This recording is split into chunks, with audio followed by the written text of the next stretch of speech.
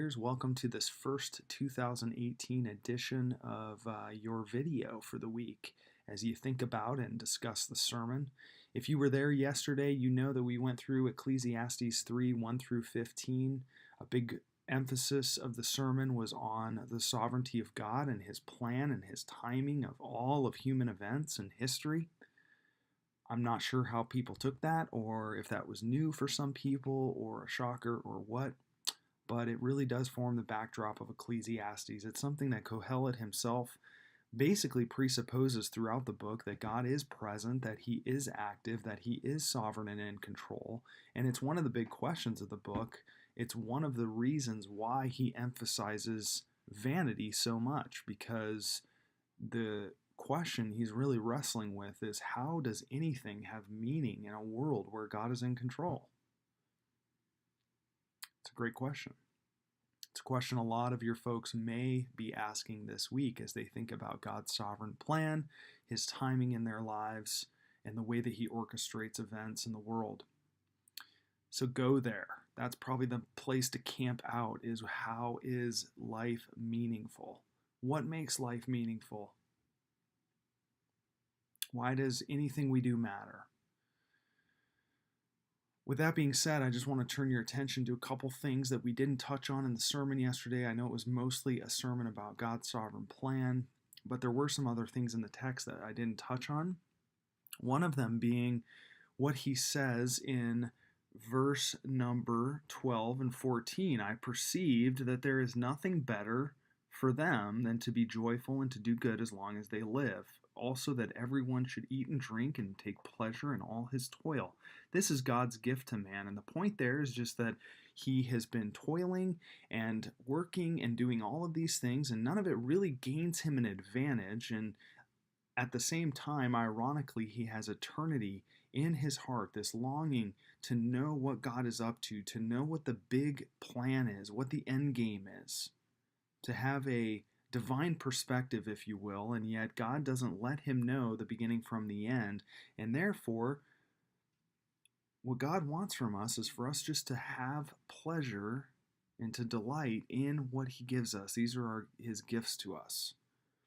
So to recognize God's control, to recognize his authority, to recognize that all things come from him, and yet in spite of that, to take the joy in what he does give.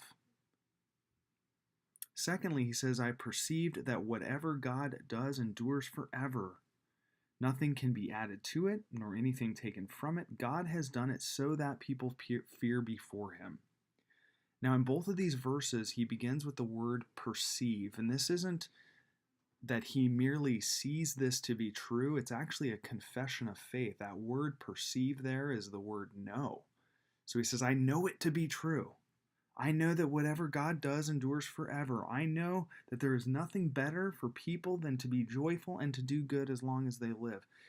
These are confessions of faith for Kohelet. These are things that he believes. There's also this interesting connection with fear. At key points in the book of Ecclesiastes, he comes back to the fear of the Lord. And that word fear here for him is synonymous with the word trust. It's the idea that even though God is in control, that he has a plan, our role is really to trust him. And so he says, nothing can be added to it, nor anything taken from it. God has done it. Why? So that people fear before him, so that people trust him, so that people recognize that he's the one in control and they are not, so that they recognize and understand that there is a distinction between them and God, that there is only one being in this world who is allowed to have control. And our role is merely, well, not merely, but our role, the place where we find our most meaning, is when we are living in fear and awe, when we are submitting to his will, when we understand his timing, or at least that he's in control of everything and its timing,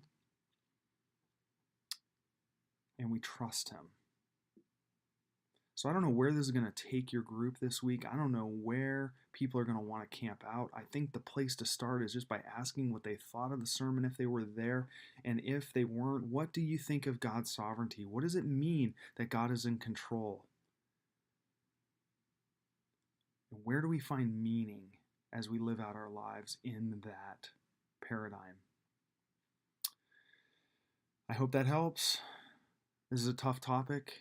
Our officer training group is struggling through this right now, having these conversations too. This is a big part of our church's theology. I think it's a big part of biblical teaching overall. So I hope that if you never have wrestled with this, that you will take the time to think through it, to allow it to sink in and to undo you a little bit if it is. It's an important doctrine. Holler at me if you have any questions. Thanks for all that you do, and may God bless your group this week.